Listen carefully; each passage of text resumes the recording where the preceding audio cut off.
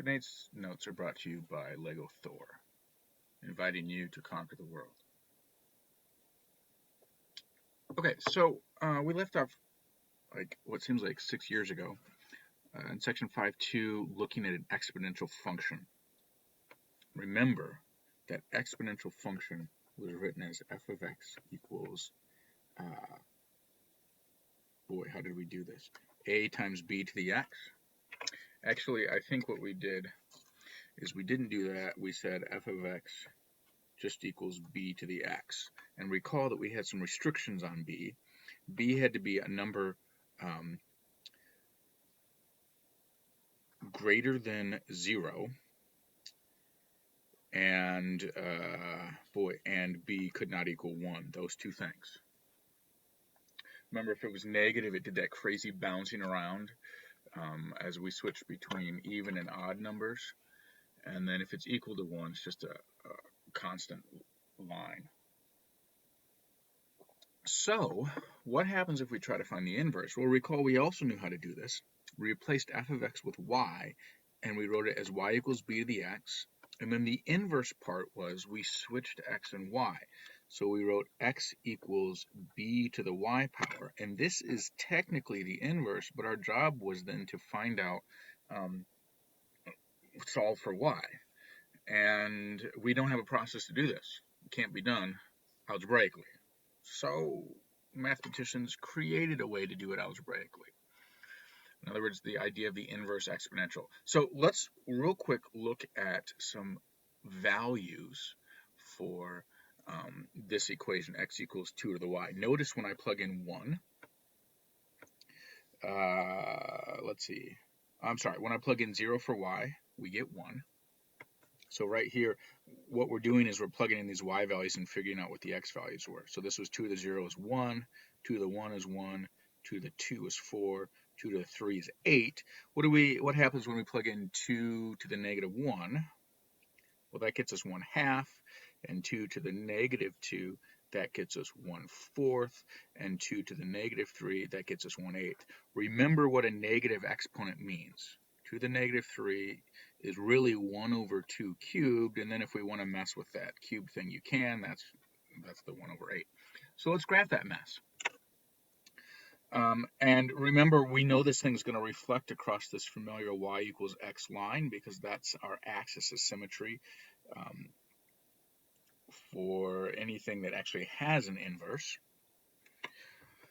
So let's see, here comes the ordered pairs. Let's see, 1, 0 goes here, 2, 1 would go there, 4, 2, let's see if I can count, would go here, and then 8, 3 would be here. And then as we get really close to this x equals 0 line, notice we keep getting, so here we did 1/2, here we did 1/4, here we did 1/8. We're getting closer and closer to that line. In fact, we will get infinitely close to this line, but we will never touch or cross it.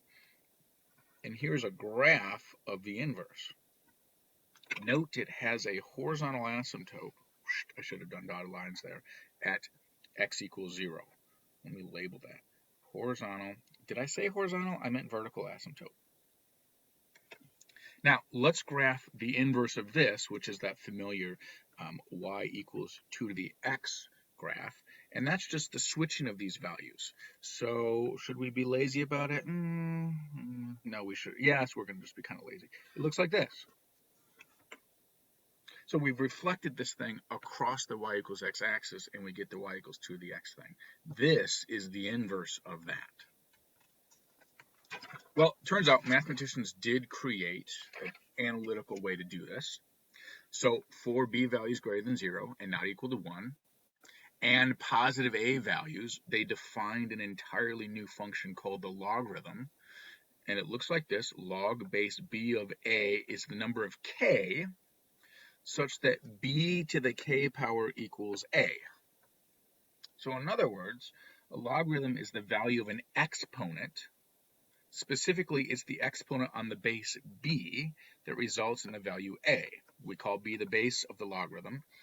And then if we compare this to our function, our exponential function, f of x equals a to the x, this would be the inverse of that function. In fact, there's another way to write this. Let's see, does it come up later? It doesn't. Let's write it right here.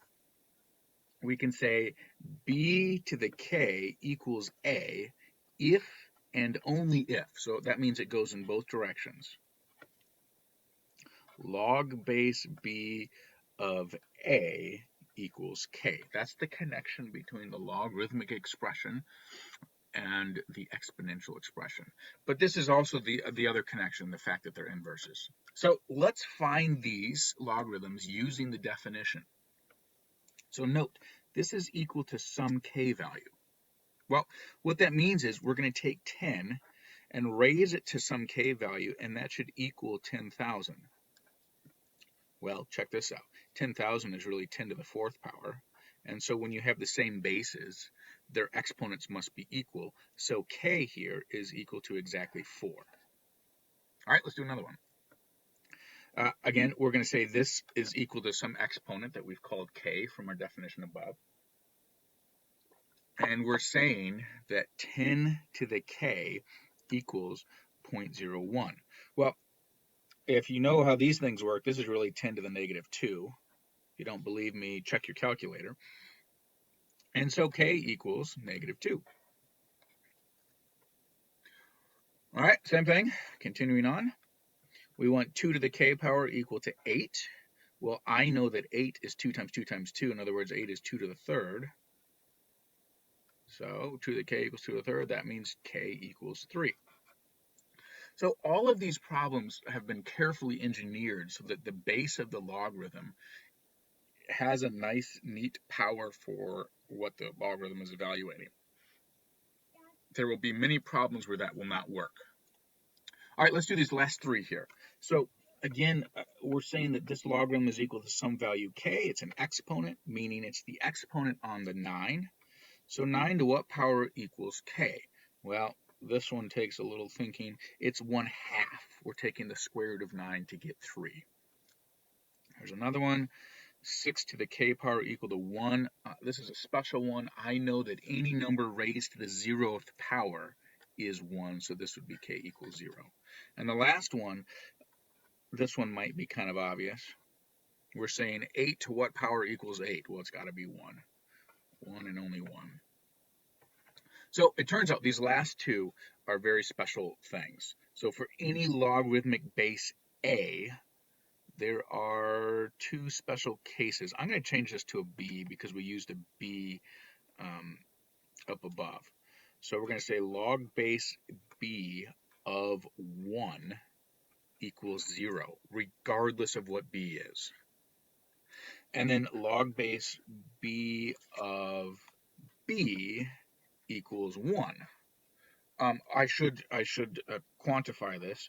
B has to be greater than or equal to 0, and b cannot equal 1. But we've already stated that up above in our restrictions on the logarithm. But just keep that in mind. All right, let's do these last three, this last example, and then we will make a new video. So we're going to convert these into logarithmic equations. Note that this is in the form b to the k equals a. And to convert it into a logarithmic equation, we're going to use our definition up here. B to the k equals a, if and only if log base b of a equals k. So we're changing this into log base b of a equals k. All right, so this b becomes the base of, this 2 becomes the base of the logarithm. That's our b. This 16 is our a. And then the exponent is the k, so that's what this is supposed to equal. We could evaluate this. We know 2 to the 4th power equals 16. That wasn't necessarily the goal here, but we could give that answer. All right, so then this one, you might want to check that this is true. It is, but our goal is to just rewrite it in logarithmic expression.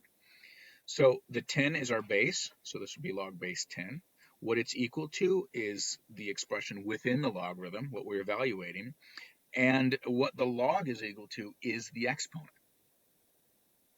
There it is, nice and beautiful. And then this last one, we're going to do log base e of 70 equals t.